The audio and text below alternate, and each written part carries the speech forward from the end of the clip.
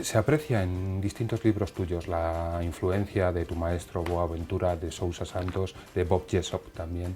Además, se encuentran diferentes influencias de, digamos, clásicas, como podrían ser Antonio Gramsci o Walter Benjamin, y se introduce cierta iconografía pop. Llámase Batman, Robin, Joker, Juego de Tronos, Marilyn Monroe, 2001, Odisea del Espacio. James Bond. Sí, Sí, James claro. Bond. ¿Por qué estos motivos, en un principio tan alejados del canon de la ciencia política? Porque siempre he planteado que nos parecen tontos los panaderos que cuecen pan solamente para otros panaderos y hacer ciencia solamente para otros científicos. El año pasado me invitaron a dar una charla en Oxford y, aparte de la belleza de la ciudad, lo que me traje fue una cosa que me estremeció, que me contó un profesor, que en torno al 80% de los artículos de las revistas académicas no los lee nunca nadie. Nadie. Están todos mis compañeros y yo mismos preocupados en publicar en revistas indexadas, en revistas JCR, ¿no?, que son las que te permiten ascender en la academia, y luego no las lee nadie, ¿no? Y yo tengo por un honor que todos los libros que he escrito tienen muchas ediciones, ¿no? Muchas ediciones. Es decir, que si sumo todos los libros, que a lo mejor que he vendido 100.000 libros, ¿no?, pues estoy muy orgulloso. Somos capaces, ¿no?, de hacer ciencia y llegar a la gente. Esa es mi voluntad, ¿no? ¿Qué ocurre? Que la ciencia a veces desprecia lo que tiene éxito, ¿no? Hay como una voluntad, ¿no?, de despreciar todo aquello que tiene éxito, ¿no? Y hay que ser cuidadosos, porque es verdad que uno ve Sálvame, ¿no?, uno ve El Gran Hermano, uno ve determinadas novelas y dices, claro, entiendo, ¿no?, que eso tenga más éxito porque simplifica, porque se dirige a un público al cual se le exige muy poco esfuerzo, pero yo creo que tenemos que encontrar un punto intermedio, ¿no? Y creo que en ese punto intermedio es donde creo que debemos hallar nuestra razón de ser.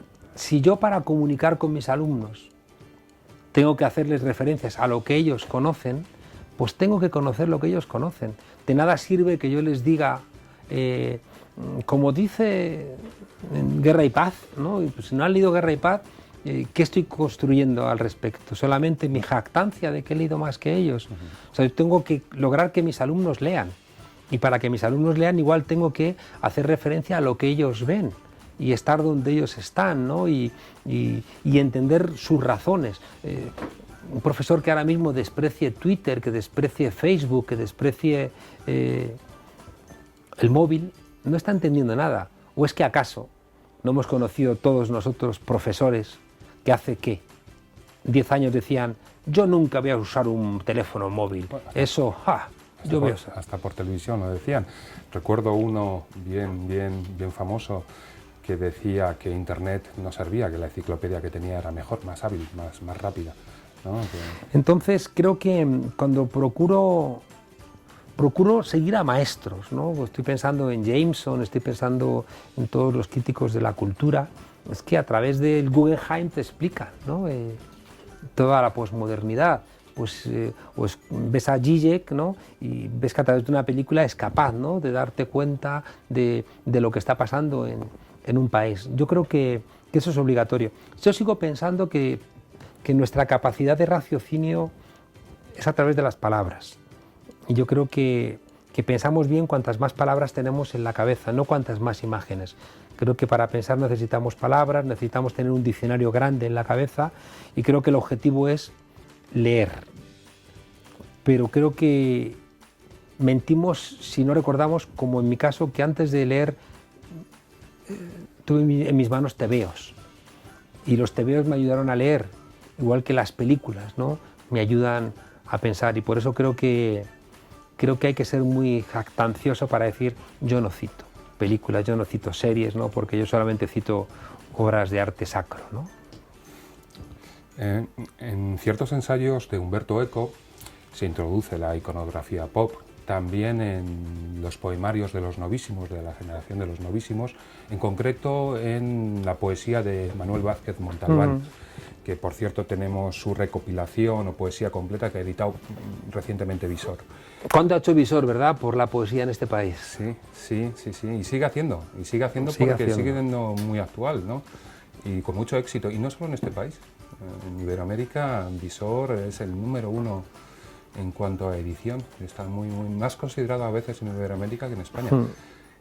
Eso le ocurre también a muchos poetas, ¿eh? Sí. Y pensando en poetas que en España se desconocen y que en cambio en América Latina son dioses. Estoy pensando en Juan Carlos Mestre, por ejemplo, ¿no? Sí. Es Premio Nacional de Poesía y es una persona también que vas a Colombia y lo veneran, ¿no? Y aquí preguntas allá afuera quién es y la gente desgraciadamente... Pues que compren la bicicleta del panadero, claro, que les gustará y se enterarán quién es Juan Carlos Mestre. Te quería decir, ¿Manuel Vázquez Montalbán ha influido en tus lecturas? ¿Lo mentas en tu obra? Sí, bastante. porque tuve la fortuna de conocerle, ¿no? Pero no solamente eso, aunque no lo hubiera conocido, siempre lo leí, ¿no? Lo leí muchísimo, ¿no? Y muchas veces antes de ponerme a escribir lo he leído. De hecho, antes de escribir pues el libro, digamos, que más ediciones ha vendido, El curso urgente de política para gente decente, que creo que saca 14 ediciones, ¿no? Me leí el panfleto Desde el planeta de los simios, de Vázquez Montalbán, porque creo que su sutileza, ¿no? su compromiso, su inteligencia, su ironía, su erudición, creo que para mí han sido siempre ejemplares, ¿no? Es decir, que Vázquez Montalbán hace un estudio sobre medios de comunicación y sigue siendo obligatorio leerlo, ¿no? Sí. Su lectura del marxismo es de una actualidad y de una frescura también esenciales, su lectura geopolítica, es decir, que su lectura de la derecha española, ¿no? Un tipo muy grande. Entonces, yo como estudiante le invitaba a la facultad mucho y él siempre venía. Y en alguna ocasión tuve la oportunidad de hablar largo y tendido con él. Una de las cosas más hermosas que me pasó fue en un homenaje que le hicieron, creo que fue el primer homenaje, ¿no? En un aniversario de su fallecimiento, en la Universidad de Barcelona, me invitaron, ¿no? A hablar de Vázquez Montalbán y la política, y a mí eso me emocionó, ¿no? Porque de alguna manera vincular, ¿no? Mi persona a Vázquez Montalbán es un regalo. Qué gusto, qué gusto. En tu obra aparecen varias referencias a poetas, Mario Benedetti, Fernando Pessoa, o poetas más contemporáneos, Jorge Richman o Chico Buarque. No es habitual tal compromiso con la poesía en la ciencia. ¿Cómo se introduce la poesía en tu reflexión científica? ¿Por qué la fórmula de la poesía hoy, aún en día, funciona? Porque la poesía hace como la ropa de baño, ¿no? Que cuanto más, o sea, tapamos para demostrar, ¿no? Es decir, cuando tú ocultas, ¿no? Aunque sea de manera mínima, ¿no? Menos es más. Tu cuerpo, ¿no? En una playa, estás generando ahí ese tapar, genera, ¿no? Un deseo y desata la imaginación y produce pasión, ¿no? Yo creo que la poesía hace algo similar, ¿no? La poesía es capaz de desvelar cosas ocultas tapando, ¿no? Y creo que ese juego, ¿no? de obligarte a colaborar, ¿no? De no contártelo todo, ¿no? Sino sugerirte para que tú completes, ¿no? El puzzle, creo que es una manera de construir conocimiento que no se construye de otras maneras.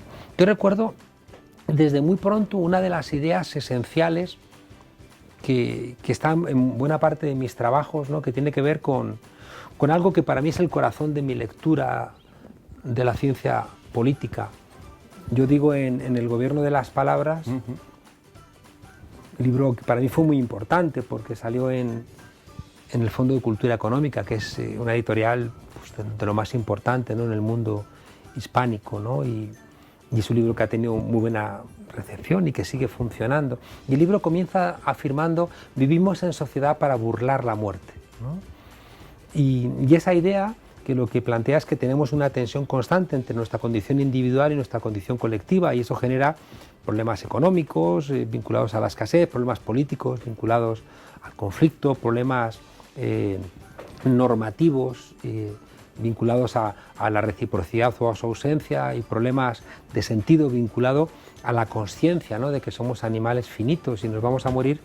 Bueno, la manera de enfrentar a la muerte es social. La escasez la solventamos con lo económico, el conflicto con la política, la reciprocidad con el derecho, el sistema normativo, y el sentido con la cultura. Bueno, pues esta idea, que para mí es esencial, siendo adolescente la entendí, no la entendí, la sentí, aunque todavía no la entendí, en un poema de Juan Ramón Jiménez, ¿no? Cuando él plantea: yo me marcharé y se quedarán los pájaros cantando, se quedará mi patio con su verde árbol y su pozo blanco, yo me moriré pero la belleza permanece. Y de alguna manera había ahí una idea de trascendencia que después también la encontré en las memorias de Adriano, ¿no?, de Marguerite Yourcenar, ¿no?, con ese viejo, ¿no?, Adriano que sabe que va a morir pero ve la belleza de su enamorado Antinous y dice: da igual, ¿no?, porque aquí hay algo que es más grande que yo. Bueno, pues esa idea, ¿no?, que está en la poesía, ¿no?, de que hay cosas que son más grandes que nosotros y que incluso pueden burlar la muerte, las encontré antes en la poesía que en la ciencia política, y por tanto son caminos que en mi caso han venido paralelos. Se conectan. No es común y agradecemos mucho, porque somos, desde BioLiber, muy amantes de la poesía. En 2005 la editorial Los Libros... ¿Cuánto sufriréis entonces? Gozosamente, nos elevamos, también bajamos a los infiernos, a los inviernos, que diría Rimbaud. En 2005 la editorial Los Libros de la Catarata publica tu ensayo La Constitución Destituyente de Europa, con el subtítulo Claves para otro debate constitucional. En esa época precrisis hemos hablado, vosotros erais jóvenes, tu generación, el timo neoliberal se estaba implantando, solo protestaba Julián Guita. De esos polvos, Tratado de Maastricht, estos lodos... Sí. A mí la Constitución, o sea, la Unión Europea me aburre soberanamente, pero como entiendo que es esencial, lo que hacía es que cada X tiempo me pegaba una empanada de lecturas de la Unión Europea, ¿no?, para estar actualizado, ¿no? Y lo hice, ¿no?, con el retorno a Europa y el Tratado de Maastricht, luego lo hice con la Constitución, o el proyecto de Constitución, o sea, que siempre hago un seguimiento porque creo que es esencial, ¿no?, para entender dónde estamos. Y en aquel momento entendíamos que lo que se sembró con el Tratado de Maastricht, ¿no?, que era esa neoliberalización de Europa, se pretendía constitucionalizar con ese proyecto de Constitución, donde se cambiaba el derecho al trabajo por el derecho a buscar trabajo, que es que era como una broma, ¿no? El derecho a buscar trabajo, es decir, claro, que te puedes ir a Lituania a buscar trabajo y tienes derecho, ¿no? Era una cosa como bárbara, y que, por fortuna, ¿no?, países europeos con mayor tradición democrática que nosotros, pues lo frenaron, ¿no? Pero España, recuerdo en aquel debate, nosotros, los que estábamos en contra del proyecto de Constitución Europea, al 100% de nuestros actos, al 100% invitábamos a alguien que estaba a favor. Nunca ocurrió lo contrario. Sacamos, quiero recordar, 5 libros en España sobre el proyecto de Constitución Europea. En Alemania, en Francia hubo casi 40. En España creo que hubo 6. Yo hice uno de ellos. No me invitaron nunca a un debate, nunca a una tertulia, nunca presentaron el libro en las radios. Era como no existía, ¿no? Porque España era un país de los más eurooptimistas y de los más euroignorantes, ¿no? Y por tanto, recuerdo los del Río haciendo campaña por el sí al Tratado de la Unión Europea. Decías, no puede ser que la aportación española al proyecto de Constitución Europea sea los del Río, que recuerdo que en esos spots que hacían en televisión salían ellos diciendo, sí, hay que votar y tal, les hacen una entrevista y dicen, textual, y dicen, no, nosotros no nos lo hemos leído, ¿no? Pero si nos pide Europa una canción, le vamos a hacer una canción bonita, bonita como Ay Macarena, ¿no? Y dices, pero no puede ser verdad que la aportación intelectual de España, ¿no?, sea, pues eso, los del Río, haciendo un himno que por supuesto iba a ser mucho más interesante que el himno a la alegría, ¿no?, de Beethoven y Schiller. En tu ensayo que has mentado, El gobierno de las palabras, con el subtítulo Política para tiempos de confusión, de la editorial Fondo Cultural, que publicaste o se publicó en el 2009, desarrollas cambios en la cultura, cambios en el lenguaje, en la conciencia colectiva. El lenguaje que creemos hablar, te cito, en realidad nos habla. Por ejemplo, indicas, los ciudadanos que se autodenominan apolíticos en realidad no saben que no lo son. ¿Es un ejercicio válido cambiar el nombre de la izquierda? Yo creo que, fíjate, el gobierno de las palabras, yo muchas veces pienso que ahora no podría volver a escribir ese libro por el esfuerzo que supuso. ¿Investigación? Sí, muy potente, ¿no? Sí. Porque entendí que es imposible que un científico social pueda hablar de nada sin saber en qué consiste la naturaleza humana. Un arquitecto, si no sabe la resistencia de un ladrillo, difícilmente no va a poder diseñar un edificio. En cambio, los científicos sociales, sin tener ni idea de la naturaleza humana, planteamos todo tipo, ¿no?, de conclusiones. Y yo hice un esfuerzo para ir a leer muchísimo de paleoantropología, me fui a estudiar primatología, me fui a estudiar neurobiología. Y fueron mucho tiempo, ¿no? Es un libro que tiene 20 años detrás, ¿no? Y claro, uno no vuelve a tener 20 años, ¿no?, para dedicarse a hacer esa manera de leer el mundo. Y una de las cosas que me di cuenta es que las dificultades que tenemos para luchar contra el deterioro de lo que habíamos ganado, ¿no?, sobre todo desde el año 45 a los años 80, hay un paréntesis de crecimiento de la democracia brutal en el mundo y sobre todo en Europa, ¿no?, que es un poco lo que estamos empezando a perder, ¿no? Es verdad que hemos mejorado en muchas cosas, pero también el miedo que tenemos está muy vinculado a que identificamos de una manera muy certera el riesgo de perder todo lo que hemos logrado, ¿no? Y me di cuenta de que las dificultades para defender la democracia tenían que ver con que no entendíamos qué pasaba. Y yo ponía un ejemplo que me gustó mucho en Berlín, donde está la Humboldt Universität, ¿no?, que está la famosa estatua de Marx y Engels con la tesis 11 sobre Feuerbach, ¿no?, allí escrita. Hay una ventana en el suelo, ¿no?, donde tú miras y están 4 estanterías vacías. Y dices, qué raro es esto, ¿no? Pero si te fijas, ahí hay una placa que dice que ahí es donde en el año 33 los nazis inauguraron su régimen quemando libros. Y Walter Benjamin dice, o sea, ¿qué nos ha pasado que no hemos visto que venían los nazis? Porque en el 33 queman ellos el Reichstag, queman los libros, en el 34 pasan a cuchillo a las SA, en el 35 hacen las leyes de Nuremberg, en el 36 rompen las tiendas de los judíos. Coño, o sea, ¿qué más pruebas necesitabas? El problema es que no lo veían. ¿Por qué? Porque las categorías con las cuales se intentaba ver el mundo ya no explicaban cosas. Entonces, una de las ideas centrales con las que yo trabajo es que las certezas con las que trabajaban nuestros mayores ya no funcionan. No es que se haya marchado, y ahí recurrimos a una frase ya un poco manida, ¿no?, de Gramsci, que dice que los tiempos de crisis son tiempos donde lo viejo no termina de marcharse y lo nuevo no termina de llegar. Pero las grandes verdades, Dios, la nación, las ideologías, la familia, ya no sirven para balizar nuestras sociedades. Pero lo nuevo todavía no ha llegado. Eso genera una relación pendular. Si está Dios amenazado, pues surge el integrismo. Si está amenazada la nación, surge el nacionalismo, ¿no? Y en esos extremos se explica la segunda parte de la frase de Gramsci, que dice que en esos tiempos de crisis, cuando lo nuevo no termina de llegar y lo viejo ya no sirve, es cuando surgen los monstruos, ¿no? Claro, una de mis preguntas importantes es, que me hago es ¿por qué resulta tan difícil luchar contra algo que no vemos? Y si eso no nos obliga a intentar ponerle nombres, ¿no?, para que visualicemos esos fantasmas.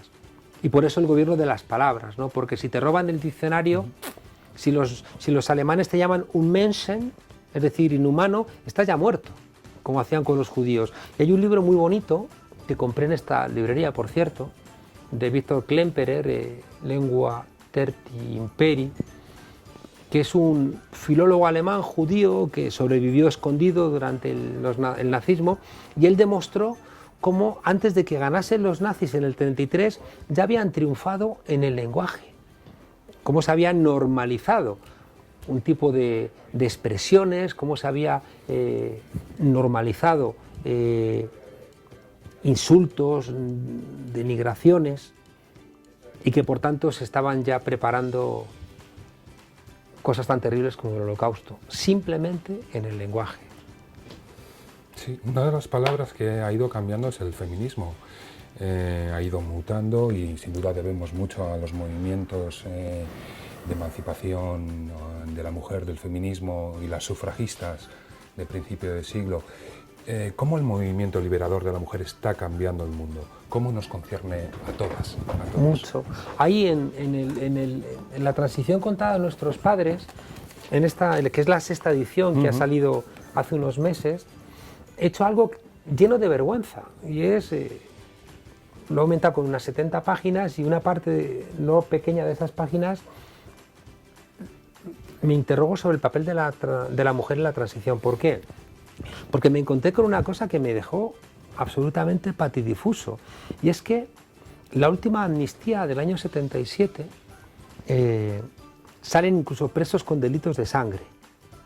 Las mujeres habían sido determinantes en la lucha por la amnistía, y curiosamente, incluso en esa amnistía última donde salen presos con delitos de sangre, ¿quién se queda dentro de las prisiones? Las mujeres, prostitutas, adúlteras y abortistas. Es muy espectacular darte cuenta de que las mujeres eran las que organizaban, por ejemplo, todas las asociaciones de vecinos, pero no estaban visualizadas porque todos los portavoces eran hombres. Bueno, pues esa tarea, ¿no? A día de hoy es absolutamente evidente, en mi experiencia latinoamericana, la luz, ¿no? en esos pozos de infierno que son las grandes urbes, ¿no? abandonadas de Dios y del Estado.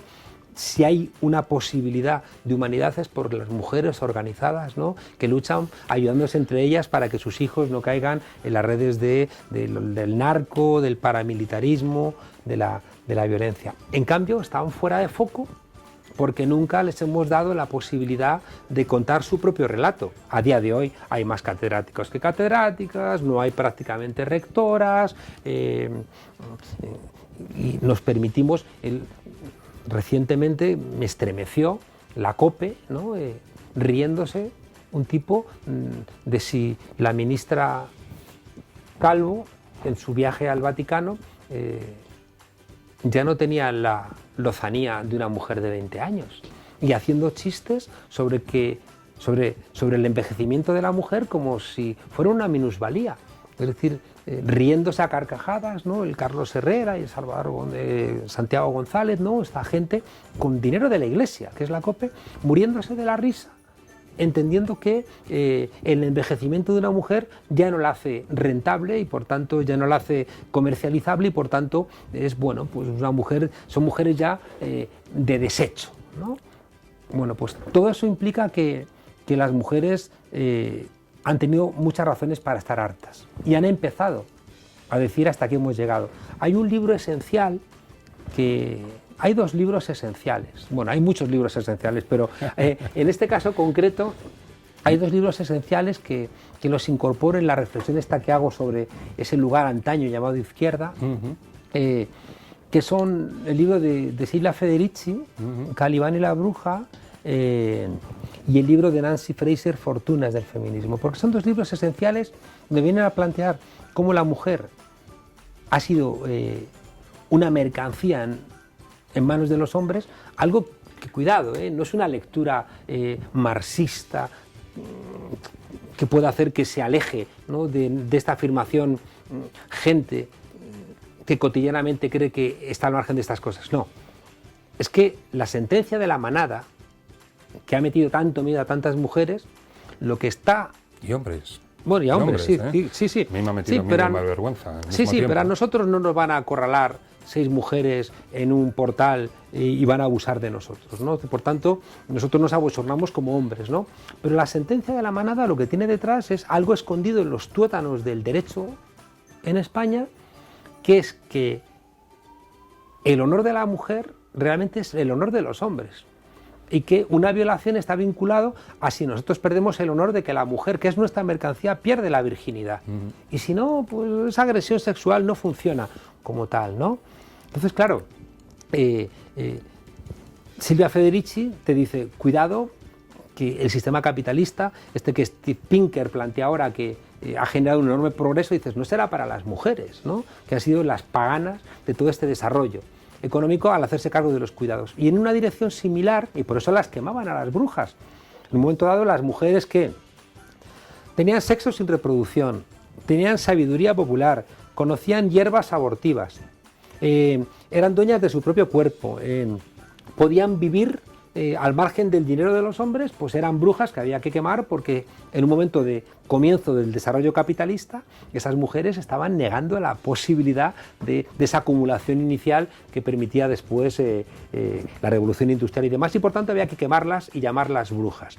Pero Nancy Fraser plantea que, cuidado, que en los últimos 3 grandes acuerdos de nuestro mundo occidental, el acuerdo liberal de finales del siglo XIX, el acuerdo keynesiano socialdemócrata del siglo XX y el acuerdo neoliberal de finales del siglo XX, en los 3, con acuerdo de la derecha y de la izquierda, quien ha sostenido ese régimen han sido las mujeres con los cuidados, donde las mujeres íntegramente han pagado con su cuerpo y su esfuerzo la tarea de reproducción y la tarea de cuidados. Y plantea Nancy Fraser, si las mujeres dicen hasta aquí hemos llegado, va a haber un cambio telúrico en nuestras sociedades, ¿no?